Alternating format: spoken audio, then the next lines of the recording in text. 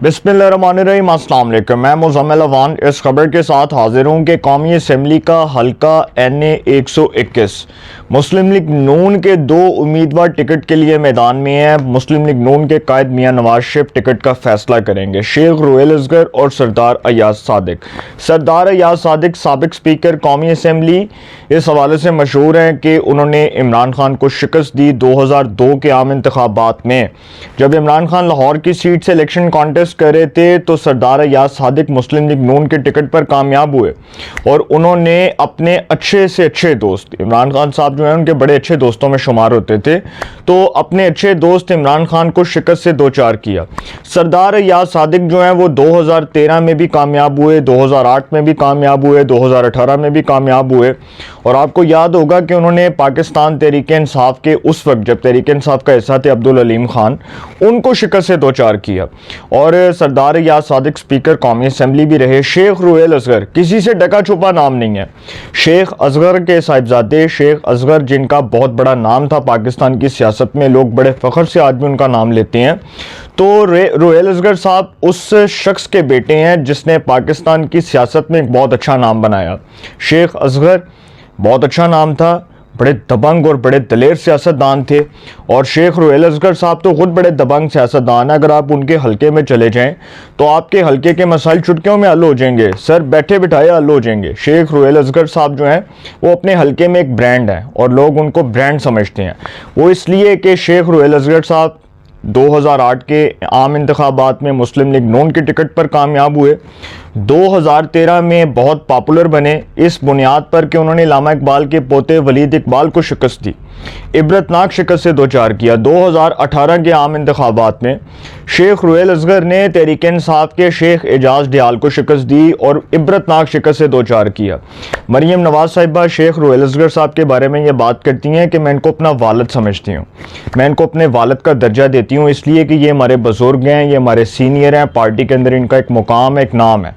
तो सर शेख रुहेल असगर और सरदार Ayaz Sadiq, election commission की हल्का बंदियों ने NA 121 को हिला के रख दिया इस तरह से कि शेख रुहेल असगर साहब जो हैं वो भी इस हल्के से कैंडिडेट हैं टिकट के लिए और सरदार अयाज सादिक साहब भी NA 121 से कैंडिडेट हैं टिकट के लिए। अब प्रॉब्लम ये है, प्रॉब्लम इज़ दैट कि अयाज सादिक साहब जो कि ये क्लेम कर रहे हैं, दावा कर रहे हैं कि NA 121 जो मेरा अपना हल्का है, जो मेरा अपना पुराना हल्का है, इसको काट दिया गया हल्का बंदियों के बाद, मेरा कुछ हिस्सा इस हल्के में आता है। तो अयाज सादिक साहब का ये क्लेम है, लेकिन रुहेल असगर साहब जो हैं चूँकि उनका यह पुराना हल्का है, शालीमार, दरोगे वाला, उसके बाद ये UET का जो आपने देखा ना, ये चाइना स्कीम और मिस्री शाह से जो पहले ये इलाका लगता है। और फिर रुहेल असगर साहब जो हैं वो आपको शायद याद होगा कि 2018 में उनका यही हल्का था। रुहेल असगर साहब का शालीमार, दरोगे वाला, महमूद बूटी, ये सारा वही हल्का था सर। इस हल्के की जो अब कटिंग हुई है वो इस तरह से हुई है कि इलेक्शन कमीशन ऑफ पाकिस्तान ने इस हल्के को गड़ी शहू,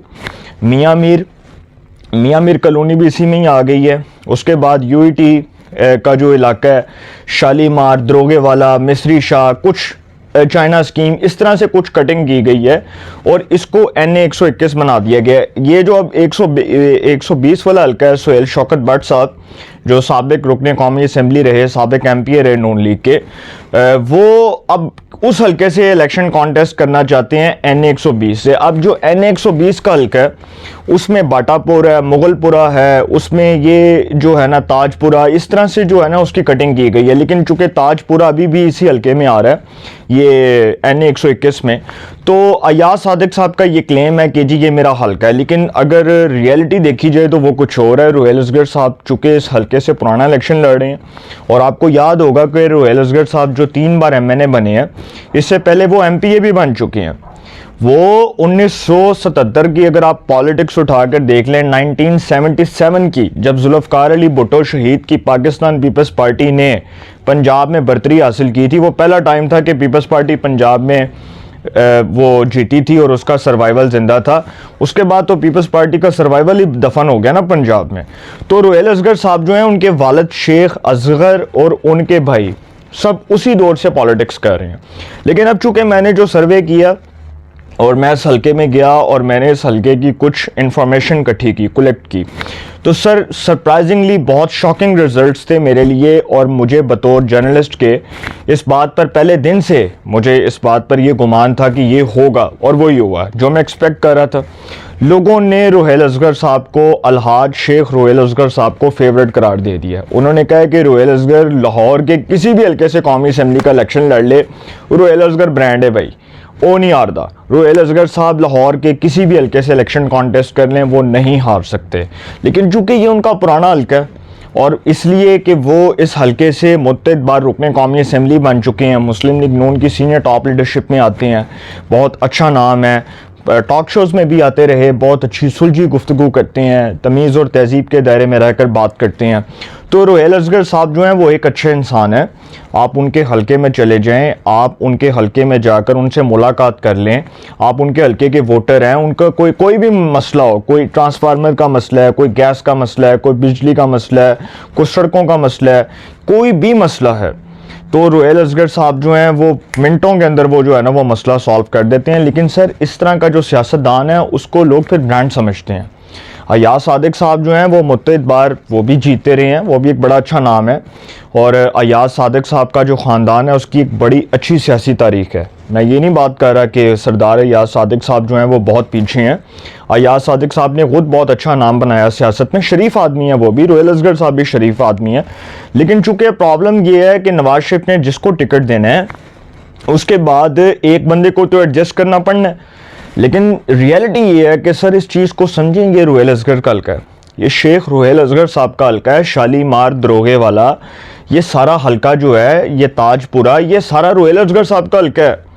रुहेल असगर साहब इसी हल्के से कामयाब होते रहे हैं, 3 बार वो MNA बन चुके हैं, 2008, 13, 18, 3 इलेक्शंस में कंसेक्टिवली 3 बार वो MNA बन चुके हैं, और हल्के में जो उन्होंने काम करवाया, डेवलपमेंट करवाई है, वो भी सबके सामने है। तो रुहेल असगर साहब जो हैं वो टिकट के लिए मजबूत उम्मीदवार हैं, हल्के के लोग उनको फेवरेट करार दे रहे हैं। अयाज सादिक को इस बात का क्रेडिट जाता है कि वो बहुत अच्छे सियासतदान हैं, दबंग हैं, मजबूत उम्मीदवार हैं, हैवी वेट उम्मीदवार हैं।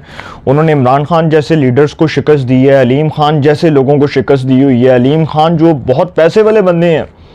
तो अयाज सादिक साहब जो हैं इनको लाहौर के किसी हलके में एडजस्ट कर दिया जाए तो मैं कुछ कह नहीं सकता।